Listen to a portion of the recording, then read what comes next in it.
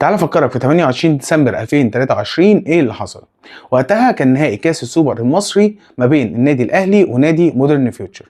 كان وقتها اول سنه نظام السوبر المصري يتغير ويبقى باربع فرق. النادي الاهلي كان بيلاعب سيراميكا والنادي الاهلي كسب وقتها 1-0، ونادي بيراميدز كان بيلاعب نادي مودرن فيوتشر وخسر منهم بضربات الجزاء.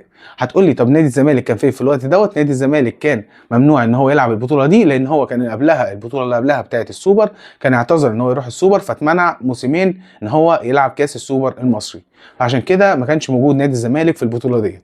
عشان في النهائي يتلعب ماتش ما بين النادي الاهلي وما بين فيوتشر، الماتش كان سهل الى حد ما في الاول للنادي الاهلي، لحد ما مصطفى شوبير قرر ان هو يسهل الماتش على نادي او يرجع نادي مودرن فيوتشر في الماتش. وفعلا جونين يعتبر شبه في جون اكيد غلطه منه، والجون التاني برضو هو يعتبر متداخل فيه شويه، بس هو كان شوطه من بعيد عشان يرجع مودرن فيوتشر والماتش يروح للاوقات الاضافيه، عشان بعد كده يجي انتوني موديست والحسنه الوحيده اللي تقريبا عملها هي وماتش بلديه المحله في المحله عشان يرجع للماتش 3-2. وبعد كده كريم فؤاد يسجل الهدف الرابع وينهي البطوله خالص، ويجيب البطوله للجزيره والنادي الاهلي يحقق كاس السوبر المصري.